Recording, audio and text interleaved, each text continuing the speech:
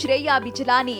ಸುಮಾರು 1 ವರ್ಷ ಕಾಲ ಕೈತುಂಬ ಸಂಬಳ ನೀಡುವ ಕೆಲಸ ಮಾಡಿದ ಬಳಿಕ ಈಗ ಅವರಲ್ಲಿ ಹೂಡಿಕೆ ಮಾಡುವಷ್ಟು ಹಣ ಇದೆ. ಶ್ರೇಯಾ ಅವರು ಮ್ಯೂಚುವಲ್ ಫಂಡ್ಗಳ ಬಗ್ಗೆ ಒಂದಿಷ್ಟು ಓದಿ ತಿಳಿದುಕೊಂಡಿದ್ರು. ವ್ಯವಸ್ಥಿತ ಹೂಡಿಕೆ ಯೋಜನೆಯಲ್ಲಿ ಪ್ರತಿ ತಿಂಗಳು ಇಂತಿಷ್ಟು ಹಣ ಹೂಡಿಕೆ ಮಾಡುವುದು ಅತ್ಯುತ್ತಮವಾದ ಇನ್ವೆಸ್ಟ್ಮೆಂಟ್ ಪ್ಲಾನ್ ಎಂದು ಕಂಡುಕೊಂಡಿದ್ರು. ಶ್ರೇಯಾ ಅವರಿಗೆ ಷೇರು ಮಾರುಕಟ್ಟೆ ಅಥವಾ ಮ್ಯೂಚುವಲ್ ಫಂಡ್ಗಳ ಸೂಕ್ಷ್ಮತೆಗಳ ಬಗ್ಗೆ ಅರಿವಿರಲಿಲ್ಲ. ಅದನ್ನ ಅರ್ಥೈಸಿಕೊಳ್ಳುವ ಗೊಡವಿಗೂ ಹೋಗಿರಲಿಲ್ಲ. ಆದ್ರೆ ಸಿಪ್ಗಳ ರಿಟರ್ನ್ಸ್ ನೋಡಿ ಅವಳ ಸ್ನೇಹಿತರೊಬ್ಬರು ಎಸ್ಐಪಿಗಳಲ್ಲಿ ಹೂಡಿಕೆ ಮಾಡಿದ್ರೆ ಉಳಿತಾಯ ಮತ್ತು ಆದಾಯ ಎರಡೂ ಹೆಚ್ಚಾಗಬಹುದು ಎಂದು ಮನವರಿಕೆ ಮಾಡಿಕೊಟ್ಟಿದ್ರು. ಆದಾಗ್ಯೂ ಎಸ್ಐಪಿಯಲ್ಲಿ ಹೂಡಿಕೆ ಮಾಡುವುದು ಹೇಳಿದಷ್ಟು ಸುಲಭದ ಮಾತಲ್ಲ. ಹೀಗೆಯೇ ಅಂತ ಪಕ್ಕಾ ಹೇಳುವುದು ಗೊಂದಲಕ್ಕೆ ದಾರಿ ಮಾಡಿಕೊಡುತ್ತೆ. ಇದೊಂದು ದೊಡ್ಡ ಅವ್ಯವಸ್ಥೆ. ಅಷ್ಟಾಗಿಯೂ ಎಲ್ಲ ಮ್ಯೂಚುವಲ್ ಫಂಡ್ಗಳು ಒಂದೇ ಬಗೆಯ ರಿಟರ್ನ್ಸ್ ಏಕೆ ಕೊಡುವುದಿಲ್ಲ? ಇತ್ತೀಚಿನ ವರದಿಯೊಂದರಲ್ಲಿ ಕೇವಲ 3 ಪ್ಲಾನಿಂಗ್ ಫಂಡ್ಗಳ ಬಗ್ಗೆ ಚರ್ಚಿಸಲಾಗಿತ್ತು. ಇದನ್ನ ನೋಡಿದ ನಂತರ ಶ್ರೇಯಾ ಅವರ ಮನಸ್ಸಿನಲ್ಲಿ ಈ ಪ್ರಶ್ನೆ ಉದ್ಭವಿಸಿತು. ಎಲ್ಲರೂ ಒಂದೇ ಮಾರುಕಟ್ಟೆಯಿಂದ ಷೇರುಗಳನ್ನ ಖರೀದಿಸುವವರು, ಕಾರ್ಯಾಚರಣೆಯ ನೀತಿ ನಿಯಮಗಳು ಎಲ್ಲರಿಗೂ ಒಂದೇ ಆಗಿರುತ್ತವೆ. ಹಾಗಿದ್ದರೂ 1, 2, 3 ವರ್ಷಗಳ ಅವಧಿಗೆ ಲಾರ್ಜ್ ಮತ್ತು ಮಿಡ್ ಕ್ಯಾಪ್ ಫಂಡ್ಗಳು ನೀಡುವ ರಿಟರ್ನ್ಸ್ ನಲ್ಲಿ ಯಾಕೆ ಇಷ್ಟೊಂದು ಏರಿಳಿತವಾಗಿದೆ ಎಂಬುದು ಮುಖ್ಯ. ಲಾರ್ಜ್ ಕ್ಯಾಪ್ ಎಂದ್ರೆ ಉತ್ತಮ ವಹಿವಾಟಿನ ದೊಡ್ಡ ಕಂಪನಿಗಳ ಷೇರು. ಮಿಡ್ ಕ್ಯಾಪ್ ಎಂದ್ರೆ ಮಧ್ಯಮ ಶ್ರೇಣಿಯ ಕಂಪನಿಗಳ ಷೇರುಗಳು ಎಂದರ್ಥ. ಮ್ಯೂಚುವಲ್ ಫಂಡ್ಗಳು ಹೂಡಿಕೆಗೆ ಅತ್ಯುತ್ತಮ ಆಯ್ಕೆಗಳಾಗಿವೆ. ಪ್ರತಿ ಕುಟುಂಬದ ದುಡಿಯುವ ಸದಸ್ಯ ಎಸ್ಐಪಿಗಳಲ್ಲಿ ಹೂಡಿಕೆ ಮಾಡಬೇಕು. ಇವತ್ತಿನ ಜಮಾನದಲ್ಲಿ ಆನ್ಲೈನ್ ನಲ್ಲಿ ಫುಡ್ ಡೆಲಿವರಿ ಮಾಡಿದಷ್ಟೇ ಸರಳವಾಗಿ ಸಿಪ್ನಲ್ಲಿ ಹೂಡಿಕೆ ಮಾಡಬಹುದು. ಮ್ಯೂಚುವಲ್ ಫಂಡ್ ಅಥವಾ ಬೇರೆ ಹೂಡಿಕೆ ಮೇಲೆ ನಮಗೆ ಸಿಗುವ ರಿಟರ್ನ್ಸ್ ಮಾರುಕಟ್ಟೆಯಲ್ಲಿನ ವಿವಿಧ ಅಂಶಗಳ ಮೇಲೆ ನಿರ್ಧಾರಿತವಾಗಿರುತ್ತೆ. ಫಿಸ್ಡಮ್ ಕಂಪನಿಯ ಸಹ ಸಂಸ್ಥಾಪಕ ಆನಂದ್ ದಾಲಿಮ್ಯ ಹೀಗೆ ಹೇಳ್ತಾರೆ: ನೀವು ಹೂಡಿಕೆ ಮಾಡಿದ ಮ್ಯೂಚುವಲ್ ಫಂಡ್ಗಿಂತ ಇತರ ಮ್ಯೂಚುವಲ್ ಫಂಡ್ಗಳು ಗಳಿಕೆಯಲ್ಲಿ ಉತ್ತಮ ಪ್ರದರ್ಶನ ತೋರಿರಲು 3 ಕಾರಣಗಳಿರಬಹುದು. ಮೊದಲ ಕಾರಣ, ಫಂಡ್ ಮ್ಯಾನೇಜರ್ಗಳು ಕೆಲವೊಮ್ಮೆ ತಪ್ಪು ನಿರ್ಧಾರ ಕೈಗೊಳ್ಳುವುದುಂಟು.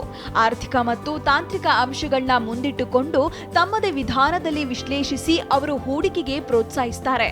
ಆದರೆ ಅವರ ಆಯ್ಕೆಗಳು ಸರಿಯಾಗದಿದ್ರೆ ಹೂಡಿಕೆದಾರರು ಆದಾಯ ನಷ್ಟ ಅನುಭವಿಸಬೇಕಾಗತ್ತೆ. ಎರಡನೇ ಕಾರಣ, ಕೆಲವೊಮ್ಮೆ ಪೋರ್ಟ್ಫೋಲಿಯೋ ಮ್ಯಾನೇಜರ್ ಅಥವಾ ಫಂಡ್ ಮ್ಯಾನೇಜರ್ಗಳು ರಿಟರ್ನ್ಸ್ ನೊಂದಿಗೆ ರಿಸ್ಕ್ ಅನ್ನ ಬ್ಯಾಲೆನ್ಸ್ ಮಾಡುವ ನಿರ್ಧಾರಕ್ಕೆ ಬರ್ತಾರೆ.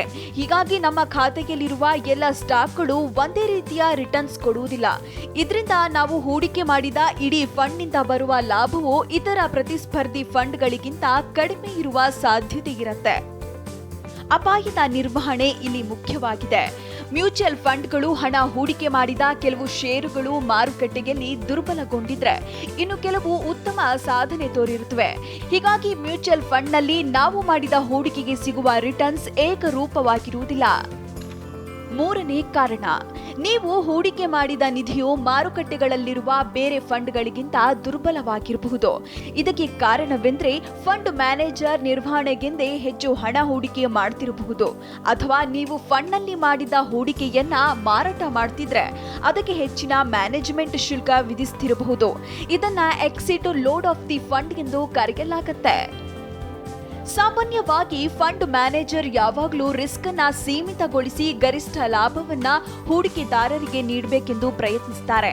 ಹೂಡಿಕೆದಾರರು ಹಣ ಕಳೆದುಕೊಳ್ಳುವುದನ್ನ ಯಾರೂ ಇಷ್ಟಪಡುವುದಿಲ್ಲ. ಆದರೆ ಮಾರುಕಟ್ಟೆಯಲ್ಲಿನ ಹಲವು ಸಂಗತಿಗಳು ಫಂಡ್ಗಳ ಪ್ರದರ್ಶನ ಮಟ್ಟವನ್ನ ನಿರ್ಧರಿಸುತ್ತವೆ. ಕೆಲವೊಮ್ಮೆ ಕಷ್ಟಕರ ಸಮಯವು ಫಂಡ್ ಮ್ಯಾನೇಜರ್ಗಳನ್ನ ಅರ್ಥಾತ್ ಕಂಪನಿಗಳನ್ನ ಸಂಕಷ್ಟಕ್ಕೆ ದೂಡಿಬಿಡುತ್ತೆ. ಫ್ರಾಂಕ್ಲಿನ್ ಟೆಂಪಲ್ಟನ್ ಮ್ಯೂಚುವಲ್ ಫಂಡ್ ನಲ್ಲಿ ಹೂಡಿಕೆ ಮಾಡಿದವರಿಗೆ ಕೆಟ್ಟ ಅನುಭವವಾಗಿದ್ದನ್ನ ಇಲ್ಲಿ ದಾಖಲಿಸಬಹುದು. 2020 ಏಪ್ರಿಲ್ನಲ್ಲಿ ಈ ಫಂಡ್ನ ಟ್ರಸ್ಟಿಗಳು 6 ವರ್ಷದ ಫಲದಿಂದ ಸಂಗ್ರಹಿಸಲಾಗಿದ್ದ ಓರಿಯೆಂಟೆಡ್ ಫಂಡ್ ಅನ್ನ ಕ್ಲೋಸ್ ಮಾಡಿಬಿಟ್ರು. ಲಾಕ್ಡೌನ್ ಬಳಿಕ ಅದೆಷ್ಟೋ ಕಂಪನಿಗಳು ನಗದು ಬಿಕ್ಕಟ್ಟು ಎದುರಿಸಿದ್ವು. ಇಂತಹ ಅದೆಷ್ಟೋ ಕಂಪನಿಗಳು ಇದರಲ್ಲಿ ಹೂಡಿಕೆ ಮಾಡಿದ್ವು. ಹೂಡಿಕೆ ಮಾಡಿದ ಹಣ ಹಿಂತೆಗೆದುಕೊಳ್ಳಲು ನೂಕುನುಗ್ಗಲು ಉಂಟಾಯಿತು. ಇದರ ಪರಿಣಾಮ ನಿಧಿ ಕರಗಿತು. ಕಂಪನಿಯು ವಿಧಿ ಇಲ್ಲದೆ 6 ಸ್ಕೀಮ್ಗಳನ್ನ ಕ್ಲೋಸ್ ಮಾಡಿಬಿಡ್ತು. ಹೀಗಾಗಿ ಅನೇಕ ಹೂಡಿಕೆದಾರರು ತಮ್ಮ ಹಣವನ್ನ ಹಿಂಪಡೆಯಲು ಈಗಲೂ ಪರದಾಡ್ತಿದ್ದಾರೆ. ನಾವೀಗ ಶ್ರೇಯಾ ಬಿಜಲಾನಿ ಅವರಲ್ಲಿದ್ದ ಗೊಂದಲದಿಂದ ಶುರು ಮಾಡಿ ಫ್ರಾಂಕ್ಲಿನ್ ಇಂಡಿಯಾ ಕಥೆಯವರೆಗೂ ಬಂದೆವು. ನಾವಿಲ್ಲಿ ತಿಳಿಯಬೇಕಾಗಿರೋದು ಏನಂದ್ರೆ ಎಲ್ಲ ಮ್ಯೂಚುವಲ್ ಫಂಡ್ಗಳು ಸುರಕ್ಷಿತ ಹಾಗೂ ಪರಿಪೂರ್ಣವಲ್ಲ. ಎಲ್ಲ ಮ್ಯೂಚುವಲ್ ಫಂಡ್ಗಳು ಒಂದೇ ರೀತಿಯ ರಿಟರ್ನ್ಸ್ ಏಕೆ ಕೊಡಲ್ಲ. ಹಾಗಾದ್ರೆ ಅಂತಿಮವಾಗಿ ಶ್ರೇಯಾ ಹೂಡಿಕೆಗೆ ಯಾವ ಫಂಡ್ಗಳನ್ನ ಆಯ್ಕೆ ಮಾಡ್ಕೊಳ್ಬೇಕು?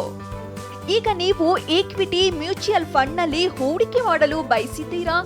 ಹಾಗಾದ್ರೆ ನಮ್ಮ ಫಾರ್ಮುಲಾ ಗುರುವನ್ನ ಭೇಟಿಯಾಗಿ ಮನಿ9 ಜೊತೆ ಸಕ್ರಿಯವಾಗಿರಿ. ಯಾಕೆಂದ್ರೆ ಇಲ್ಲಿ 2+2=5 ಎಂಬುದನ್ನ ತಿಳಿದುಕೊಳ್ಳಬಹುದು. ಕಾರಣವಿಷ್ಟೇ, ಆರ್ಥಿಕ ಜ್ಞಾನವೆಂಬುದೇ ಖಜಾನೆಯ ಕೀಲಿ ಕೈಯಾಗಿದೆ.